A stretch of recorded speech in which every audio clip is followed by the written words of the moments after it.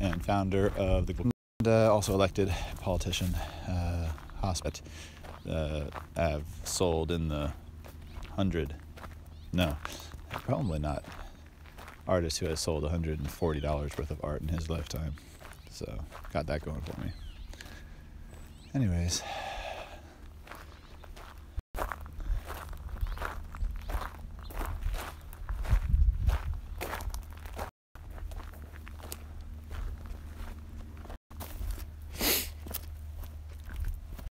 hear me if I put this in my pocket. I think it's gone.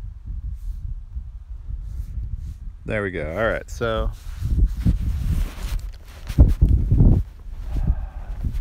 here's a question for you.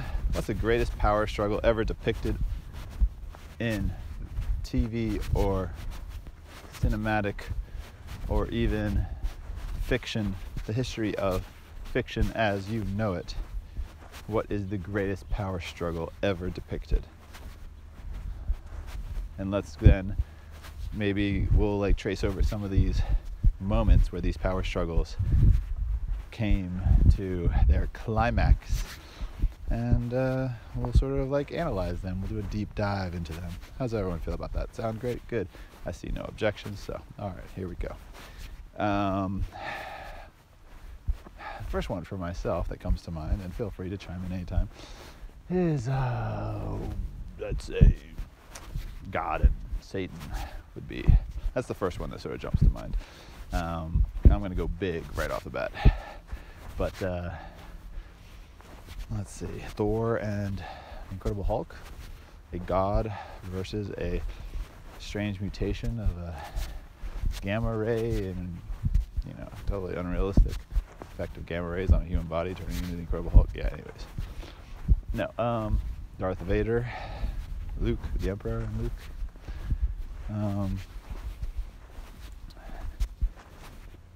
Let me see, I had some other ones that were really good along the way. Let's see.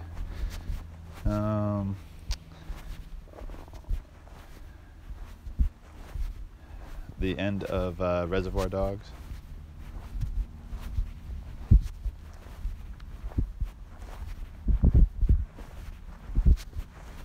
In a way, the Darth Vader turning on the Emperor, because when you have a great force that at the end turns or emerges from a surprising place, I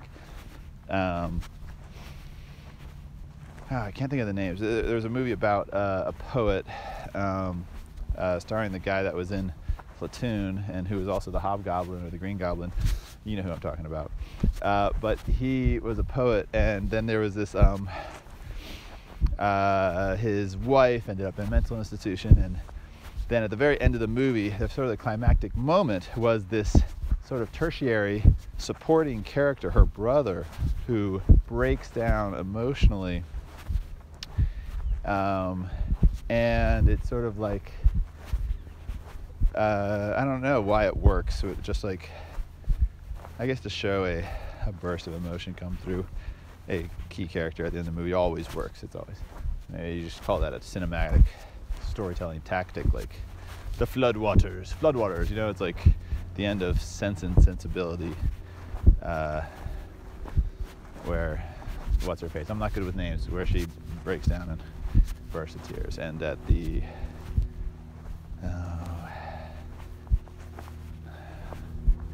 end of Rocky, Adrian.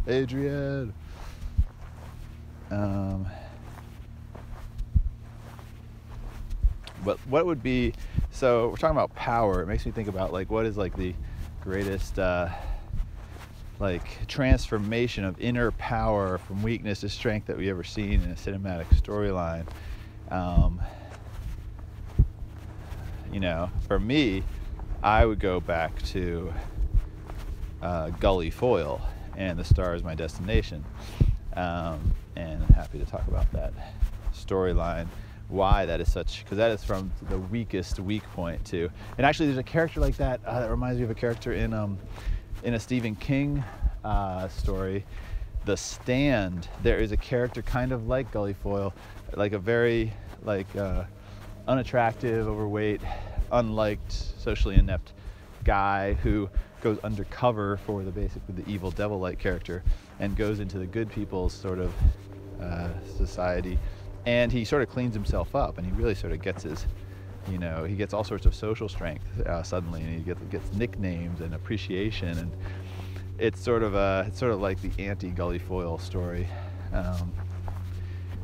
because he was ultimately driven by ill motive, but Gully Foyle was also driven by ill motive, revenge. I guess this is what the professors sort of get off on, is just like being able to walk into a classroom of young people and they have to listen to your brain vomit out whatever you want to talk about. I could totally see why they find this addictive, to have listeners and followers, and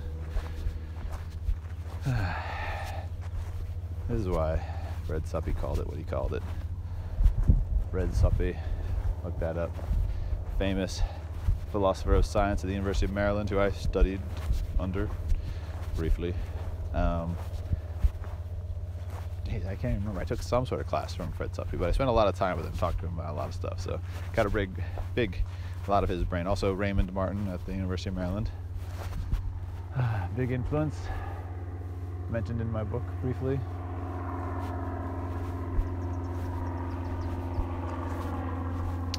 In any case, interesting tidbits to discuss.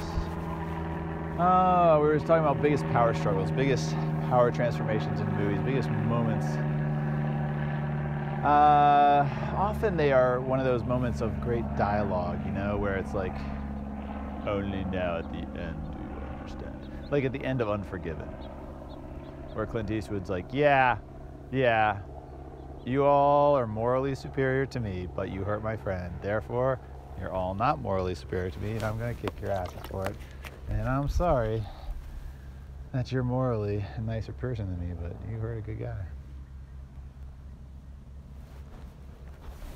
It's a fact, Jack. Take revenge.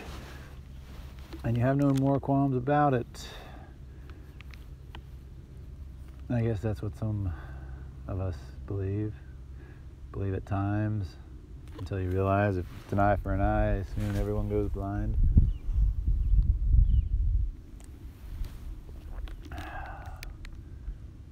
The day after Clint Eastwood and the day after Unforgiven is a very ugly day.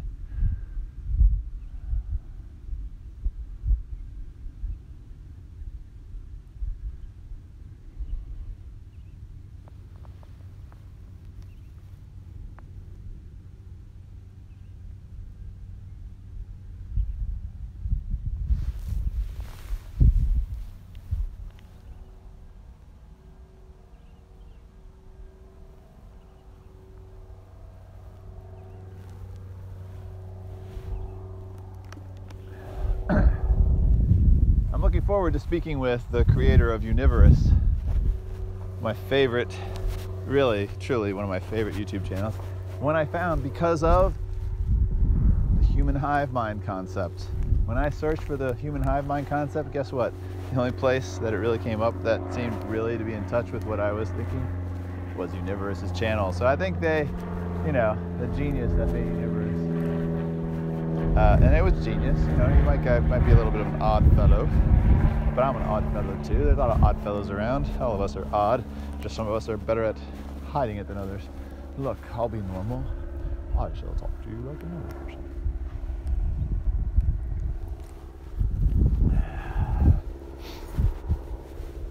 So yes, Universe, great channel. But my favorite Universe episode still is the first one I ever watched, which was about the hive mind and how some species evolved a hive mind. Because guess what? If your brain is worth anything, if your consciousness is worth anything, then you want a hive mind. The only people that should not want hive minds are the people that know they're dumb and know they don't have anything of value to offer in their brains, and so they don't want a hive mind. They want to control things. So we look around the room and you believe you are not the smartest chap, the smartest tool in the shed, the sharpest tool in the shed, the smart, You don't want equality. You want power. You want to get what you want. But, you know, it just goes to show dumb people are going to want dumb things. And you have to just sort of be patient with the reason some people are dumb. They're dumb. Dumb people are dumb. And, you know, they try to pull out of their dumbness, but then something pushes them towards these dumb ideas sometimes. And it's a weird force, and it affects everyone, even people that are smart. You can get pushed towards dumb ideas because you start fighting for these ideas like the idea is just like a grain of sand, you know, and it's like someone says, hey, what should we eat for dinner? And like every answer is like a little grain of sand, just like shoots out there at the idea. But if you're in a discussion, what should we order for dinner? And you shoot your grain of sand out there, sometimes people feel like they need to shoot their sand out there, like they're shooting like this fire hose of their, you know, essence of their entire life force, and they need to smother your sand with their fire hose of themselves.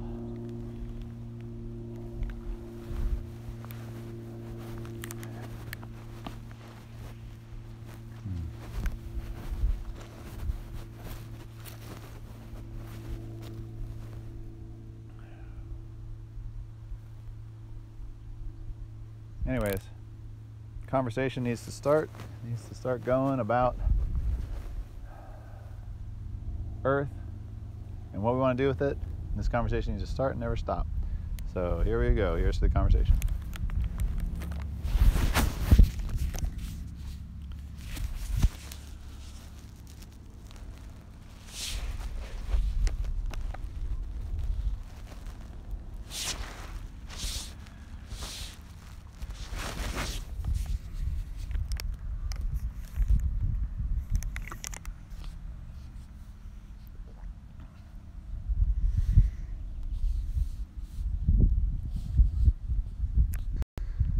Fun, celebratory conversation.